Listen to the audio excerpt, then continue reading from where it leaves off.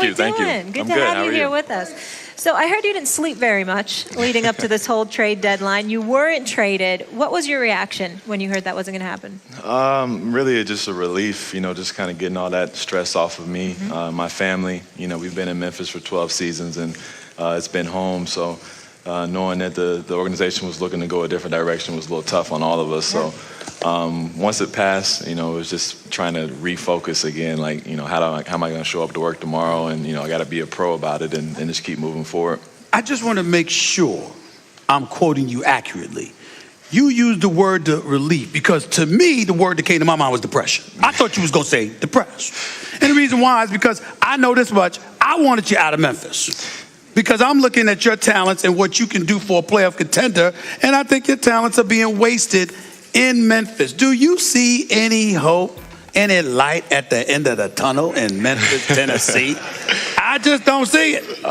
Man, always trying to be positive, man. That's my city. We try to make the best of the situation. Obviously, what the organization decided to do by putting us out there and making us available kind of showed where we were going in that direction. So it's a little bit more off of me, and it's about knowing that, hey, eventually I'm gonna have to turn another chapter. So, Mike, you're 31 years old. Yeah. You've been a fantastic point guard your entire career, and to my mind, the type of guard you can win a championship with, because you play on both ends of the floor, and you hook up your teammates, and you don't turn the ball over, and you shoot well. You do everything you want your point guard to do.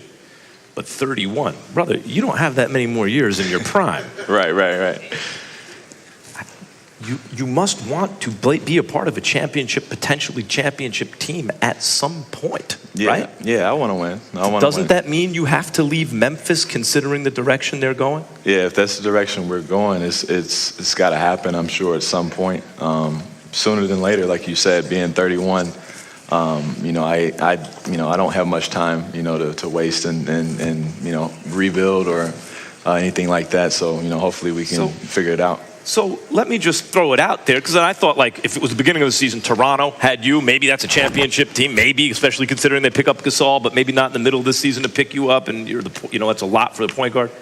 But let me just throw this out there. LeBron James is looking for help in LA.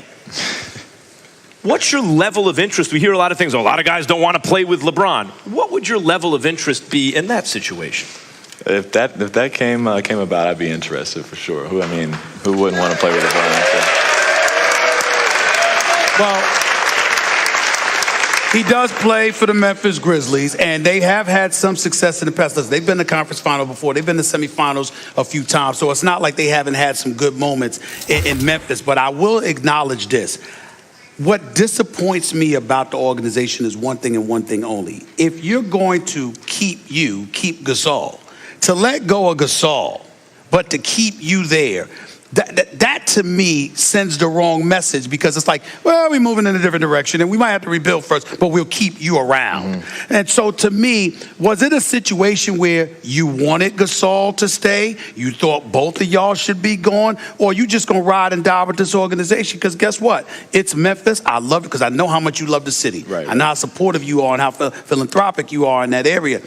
Is it one of those situations where you're like, listen, Memphis is home?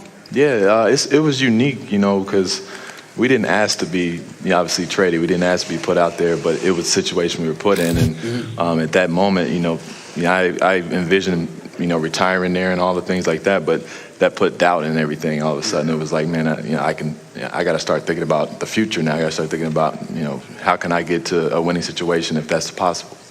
We always talk about these point guards. We talk about Steph, we talk about Russell Westbrook, we talk about Kyrie, we talk about all of these guys.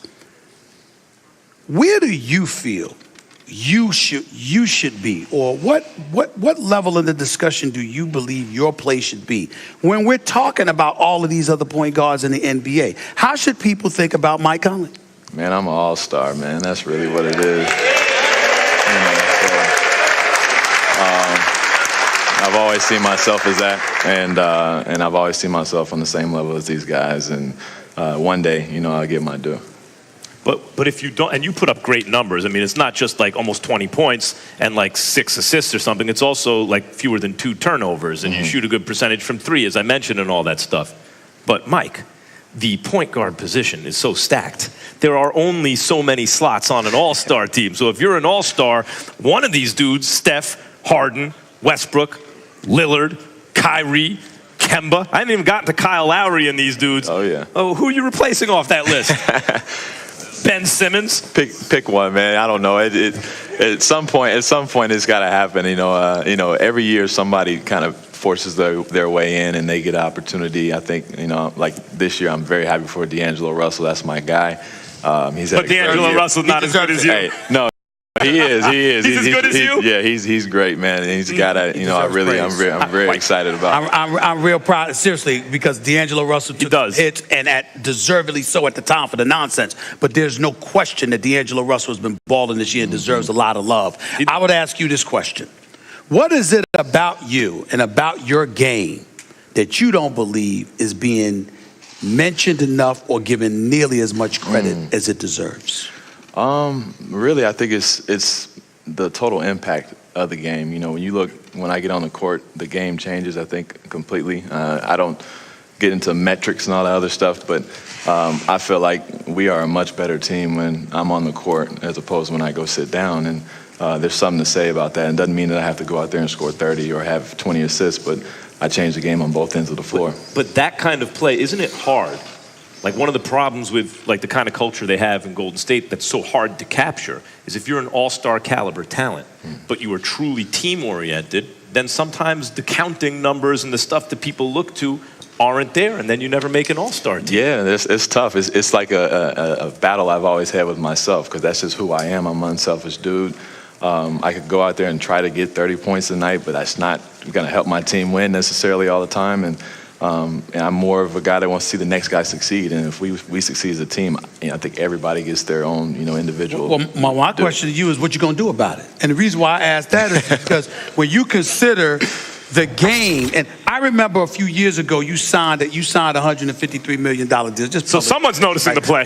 So we know what you bring to the table. But right at that time, that was considered expensive. Mm-hmm. Now, damn, you got cats that's making 20, 30, 40 million more than they'd even put up the same numbers. So I'm sitting there thinking about you, knowing how smart you are, thinking that you like money like any other human being. And I'm saying, excuse me, where do you go from here, Mike Conley Jr., when you consider the money that is available out there?